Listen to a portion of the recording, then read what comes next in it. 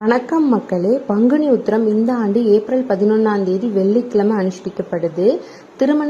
திருமணம் தள்ளி போயிட்டே இருக்கு அப்படின்னு நினைக்கிறவங்க கண்டிப்பா இந்த நன்னாளை தவற விடாம முருகப்பெருமானை வேண்டி விரதம் இருந்து வழிபட்டீங்கன்னா கண்டிப்பா அடுத்த ஆண்டுக்குள்ள உங்களுக்கு திருமணம் கைகூடி வரும் அப்படிங்கிறது ஐதீகம்.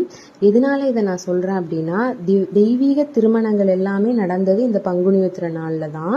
முருகர் தெய்வானை, சிவன் பார்வதி, ராமர் சீதை இவங்களோட திருமணம் எல்லாமே இந்த நாளில் தான் நடந்துச்சுன்னு புராண கதைகள் சொல்லுது. ஸோ யாரும் இந்த நன்னாளை தவற விட்டுறாதீங்க.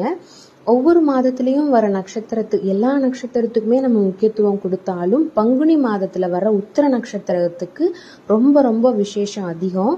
ஸோ யாரும் இதை தவற விட்டுறாதீங்க. எல்லா கோயிலும், முருகர் கோயிலில் பால் குடம் எடுப்பாங்க, காவடி எடுத்துகிட்டு போவாங்க. இந்த மாதிரி எல்லாமே விசேஷமாக நடக்கும். அதே மாதிரி காலையில் எப்படி விரதம் இருக்கணுங்கிறதையும் சொல்லிடுறேன். காலையில் நேரத்தில் எழுந்திரிச்சு குளிச்சுட்டு எப்போவுமே கந்தசஷ்டி விரதம் இருக்கிற மாதிரி தான். உங்களுக்கு முடிஞ்சால் 3 நேரமும் சாப்பிடாம இருங்க. அப்படி இல்லைன்னா ஒரு வேளை மட்டும் சாப்பிடாம இருந்துட்டு 2 வேளையும் உணவு எடுத்துட்டு முருகருக்கு உகந்த பொருட்கள் எல்லாம் படைச்சு வேண்டி வழிபடுங்க. நன்றி, வணக்கம்.